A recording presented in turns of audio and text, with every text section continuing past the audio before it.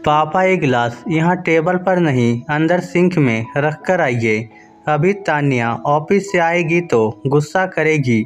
उसे ये सब फैला बड़ा पसंद नहीं है और आप अपना ये अखबार, किताबें, चश्मा और दवाइयाँ भी यहाँ से हटा लीजिए। ड्राइंग रूम साफ सुथरा होना चाहिए। मैं तान्या के लिए कॉफ़ी चढ़ा देता हूँ, विपुल ने हरीश बाबू से कहा और अपने काम में लग गया। हरीश बाबू का अभी हार्ट का ऑपरेशन हुआ था। बेटे के बुलावे पर उसी के शहर में आ गए थे ताकि अच्छे अस्पताल में इलाज हो सके। इलाज चल ही रहा था, अभी डॉक्टर ने कुछ दवाइयाँ दी थी जो समय पर लेनी थी। उनकी पत्नी सुरेखा जी तभी कमरे में आई और सारा कमरा साफ करने लगी। कहीं कुछ रह गया तो बहू कल की तरह फिर से गुस्सा करेगी। गिलास खुद ही उठाकर अंदर रख आई। विपुल, तेरे बापूजी और मेरे लिए भी चाय चढ़ा दे, मौसम बड़ा ठंडा हो रहा है। उन्होंने कॉफ़ी बना रहे बेटे को कहा। अरे मम्मी, अभी तो आप दोनों ने चाय पी है और फिर से चाय चाहिए। थोड़ा नियंत्रण में रहना चाहिए, बार बार क्या चाय पीना और खाना। बेटे विपुल के मुंह से ये सब सुनकर सुरेखा जी भौचक्की रह गई। वो तो बेटे के घर को अपना घर समझकर रहने आई थी, पर यहाँ आकर उन्हें लगा कि ये उनका घर नहीं है। वो तो यहाँ बस मेहमान है जिन्हें 2 वक्त की रोटी और चाय भी नाप तोल कर दी जाती है। अपने गांव के घर में वे जब कभी चाय पी लेती थी, मनमर्जी से कुछ भी खा लेती थी, पर यहाँ तो बेटे के घर में उन्हें बहुत सोच समझकर बोलना पड़ता है। मजबूरी में यहाँ आई थी वो और हरीश बाबू अच्छे भले गांव में रह रहे थे। अचानक से हरीश बाबू की तबीयत बिगड़ने लगी और उन्हें सांस लेने में दिक्कत होने लगी। गांव के डॉक्टर को दिखाया पर वह दवाई ज़्यादा काम नहीं कर सकी। विपुल को बताया तो उसने गांव से शहर आने को कहा क्योंकि गांव में इलाज की सुविधाएं नहीं थी। सुरेखा जी जैसे तैसे हरीश जी को शहर ले आई। वहाँ डॉक्टर को दिखाया तो काफ़ी महंगा इलाज बताया। मम्मी, आपके पास पापा के इलाज के पूरे पैसे हो तो मैं आगे बात करूं, वरना देख लीजिए, विपुल ने बिना लाग लपेट के बोला। अपने आंसू आंखों में रोकते हुए उन्होंने बेटे के हाथों में फसल से आए पूरे पैसे रख दिए। तब जाकर विपुल ने उन्हें डॉक्टर को दिखाया और इलाज शुरू करवा दिया। सुरेखा, यहाँ से चलो, मैं यहाँ नहीं रहना चाहता हूँ, मेरा यहाँ मन नहीं लगता। मुझे यहाँ क्यों ले आई? इस घर में मेरा दम घुटता है। ये बेटे का घर है, हमारा नहीं। हरीश बाबू बोले जा रहे थे। आप चुपचाप लेटे रहिए। अब ये डॉक्टर की दवाइयाँ मुझ कम पढ़ी लिखी को तो समझ नहीं आती है, इसलिए मुझे यहाँ आना पड़ा। अब जैसे भी बेटे बहू रखें, रह लो, इलाज होते ही यहाँ से चले जाएंगे, वो दिलासा दिलाते हुए बोली। तान्या अपने ऑफिस से आ चुकी थी। तान्या बेहद ही नक चढ़ी और गर्म मिजाज लड़की है, जिससे ना अपने सास ससुर की परवाह है और ना ही घर की परवाह है। उसके आते ही विपुल ने उसे कॉफ़ी दी और अपने ऑफिस के काम में लग गया। सुरेखा जी डायबिटीज की मरीज थी। उन्हें हर थोड़ी देर में भूख लगती थी। शाम हो चली थी और अभी तक रोटी बनाने वाली नहीं आई थी। उन्हें भूख लग रही थी। बहू की रसोई में सिर्फ रोटी बनाने वाली ही जा सकती थी।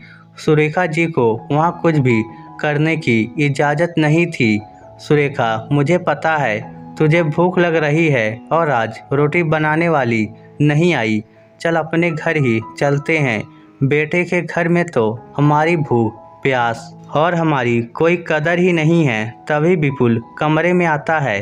तान्या और मुझे एक पार्टी में जाना है, तो सुबह की रोटी बनी रखी है, वो खा लेना। मैंने अचार निकाल कर रख दिया है, लेकिन तेरे बाबूजी तो हार्ट पेशेंट हैं, उनके लिए तो दलिया बनाना होगा। सुरेखा जी की बात को अनसुनी करते हुए विपुल और तान्या पार्टी के लिए चले गए। सुरेखा जी ने कैसरोल में देखा 2 पतली पापड़ सी रोटी पड़ी थी। उन्हें तो इस तरह ठंडी रोटी खाने की आदत नहीं थी। आखिर अपने गांव में हमेशा गर्म और मोटी रोटी खाई है। उन्होंने हिम्मत की और हरीश जी के लिए दलिया चढ़ा दी। उन्हें दलिया खिलाकर दवाई दे दी, फिर खुद ने वो रोटी खा ली।